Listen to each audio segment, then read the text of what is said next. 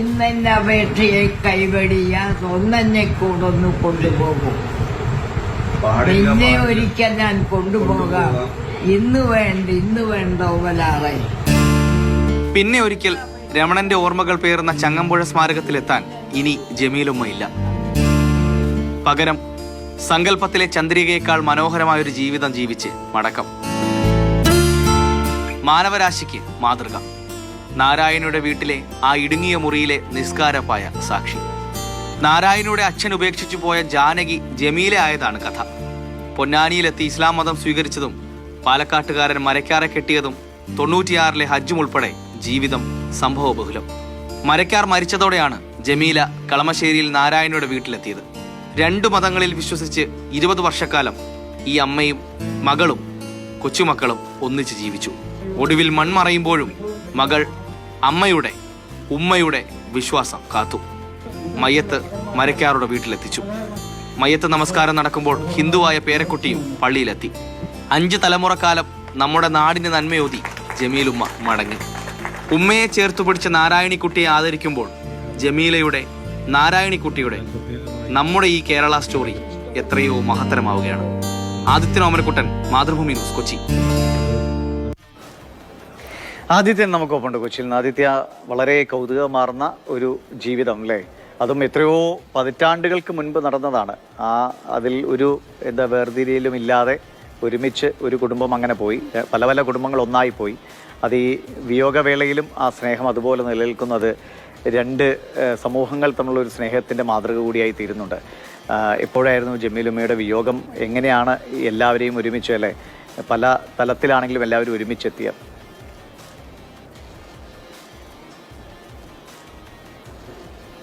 ദിവീഷ്, നമ്മൾ പല വാർത്തകളിൽ പലതവണ പറഞ്ഞതാണ്, പല കുറി പറഞ്ഞതാണെങ്കിലും പറയാതെ വയ്യ. മതനിരപേക്ഷ കേരളത്തിൻ്റെ മോഡൽ അല്ലെങ്കിൽ കേരള സ്റ്റോറി എന്ന് ഇതിനെ വിളിക്കാതെ നമ്മൾ എന്ത് ചെയ്യാനാണ്? അഭിമാനത്തോടെ പറയാതെ മറ്റെന്ത് പറയാനാണ്? എങ്ങനെ വിശേഷിപ്പിക്കാനാണ്? ദിവസങ്ങൾക്ക് മുമ്പാണ് നമ്മുടെ ജമീലുമ്മ നമ്മെ വിട്ടു പോയത്. 100ാമത്തെ വയസ്സിൽ നമ്മെ വിട്ടു പോയി. ജമീലുമ്മ പോയത് വലിയൊരു സന്ദേശം നമുക്ക് നൽകിക്കൊണ്ടാണ്. ജമീലുമ്മയുടെ മകളും കൊച്ചുമക്കളുമൊക്കെ കേരളത്തിൻ്റെ ആ ഒരു പെരുമ വാനോളം ഉയർത്തുകയാണ്. ഈ നോമ്പ് കാലത്ത് കൂടി ഇവരുടെ ഒരു കുടുംബത്തിൻ്റെ ഈ ഒരു കഥ വളരെ കൗതുകത്തോടെയാണ് നാട്ടുകാരും നമ്മുടെ കേരളത്തിലുള്ള എല്ലാവരും ഏറ്റെടുത്തത്, അല്ലെങ്കിൽ നോക്കി കണ്ടത്. ഒരു കുടുംബത്തിലുള്ള 2 പേർ വ്യത്യസ്തമായ ഉമ്മുമ്മ, അതായത് അമ്മുമ്മ മുസ്ലിം മതത്തിൽ വിശ്വസിക്കുന്നു.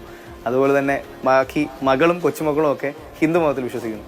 പക്ഷെ അമ്മൂമ്മയ്ക്ക് എന്നും നിസ്കരിക്കാനും നോമ്പ് മുറിക്കാനും നോമ്പ് പിടിക്കാനും ഒക്കെ സൗകര്യം ഒരുക്കി കൊടുക്കുകയാണ് ആ വീട്ടിലെ മക്കളും പേരക്കുട്ടികളും ഒക്കെ. അതുപോലെ തന്നെ ആ അമ്മയ്ക്ക് എന്നും നിസ്കരിക്കാനുള്ള സൗകര്യവും ഒരുക്കി കൊടുത്തിട്ടുണ്ട്. അതായത് ഒരു മുറിയുടെ ഉമ്മറത്ത് വിളക്കാണെങ്കിൽ മറ്റൊരു മുറിയിൽ നിസ്കാരപ്പായ.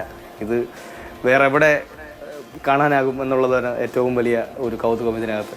അതുപോലെ തന്നെ ഉമ്മുമ്മ ചങ്ങമ്പുഴയുടെ കവിതകളെയൊക്കെ ഒരുപാട് സ്നേഹിച്ചിരുന്നു. അവസാന നിമിഷം പോലും നമ്മൾ കണ്ടതാണ്. ആ ശയ്യയിൽ കിടക്കുമ്പോൾ പോലും ആ ഉമ്മ പാടുകയാണ്. നമ്മുടെ ചങ്ങമ്പുഴയുടെ രമണനിലെ വരികളാണ് പാടുന്നത്. അങ്ങനെ വളരെ കൗതുകകരമായൊരു ജീവിതമായിരുന്നു. അതുപോലെ തന്നെ ഈ ഉമ്മുമ്മയുടെ ജീവിത രേഖ കൂടി നമ്മുടെ നാട്ടുകാരുടെയും അതുപോലെ തന്നെ പ്രദേശവാസികളുടെയും സാംസ്കാരിക പ്രവർത്തകരുടെയും കൊച്ചി GCDയുടെയും ഒക്കെ ഒരു നേതൃത്വത്തിൽ ആ ജമീല ഉമ്മുമ്മയുടെ ജീവിതരേഖ കൂടി തയ്യാറാക്കിയിട്ടുണ്ട്. അങ്ങനെ എല്ലാവർക്കും മാതൃകയാകേണ്ട ഒരു കാര്യമാണെന്ന് ഒരിക്കൽ കൂടി ഓർമ്മിപ്പിക്കുകയാണ്. എന്തായാലും 20 വർഷക്കാലം ഒരു വീട്ടിൽ ഇങ്ങനെ കഴിയുക എന്ന് പറഞ്ഞാൽ, അതും ഉമ്മയായി മാറിയപ്പോഴും അമ്മയെ ചേർത്ത് പിടിച്ചു. അമ്മയുടെ എല്ലാ വിശ്വാസങ്ങൾക്കും കൂടെ നിന്നു. അതും ഒരു വർഷങ്ങൾക്ക് മുമ്പ് ആദ്യ ഭർത്താവ് ഉപേക്ഷിച്ച് പോയപ്പോഴാണ് ഈ ജാനകി അമ്മ ജമീലുമ്മ ആവുന്നത്. പക്ഷെ ആദ്യ ഭർത്താവിലുണ്ടായ ആ മക്കളാണ് ചേർത്ത് പിടിച്ചത്. അതുപോലെ ഏറ്റവും വലിയൊരു കാര്യം, ഈ മയ്യത്ത് നമസ്കാരം നടക്കുമ്പോൾ പേരക്കുട്ടിയായ ഹിന്ദുവായ മകൻ ആ പള്ളിയിൽ സന്നിഹിതനായി എന്നതാണ്. അത് തന്നെയാണ് ഏറ്റവും വലിയൊരു നമ്മുടെ അഭിമാനം, നമുക്ക് സന്തോഷം തരുന്നൊരു കാര്യം. അങ്ങനെ സകല ആചാര മര്യാദകളും പാലിച്ച് ഉമ്മയുടെ ചടങ്ങുകളെല്ലാം അന്ത്യകർമ്മങ്ങളെല്ലാം പൂർത്തിയാക്കി ആ മക്കൾ യാത്ര ചെയ്യുകയാണ്. അപ്പോഴാണ് നമ്മുടെ നാരായണിക്കുട്ടിയെ നാട്ടുകാർ ആദരിക്കുന്നത്. ആദരിക്കാതെ വേറെന്താണ്? നാരായണിക്കുട്ടി അമ്മയൊക്കെ ആദരിച്ചില്ലെങ്കിൽ പിന്നെ എന്താണ്? അങ്ങനെ ആദരിച്ചു. നമ്മുടെ കേരളത്തിൻ്റെ പെരുമ, നമ്മുടെ ഓരോരുത്തരുടെയും പെരുമ, നമ്മുടെ നാടിന്റെ പെരുമ വാനോളം ഉയർത്തി. എന്തായാലും വളരെ സന്തോഷമുള്ളൊരു കാര്യമാണ്. ശരിയാണ്. ഇത്തരത്തിൽ നമ്മുടെ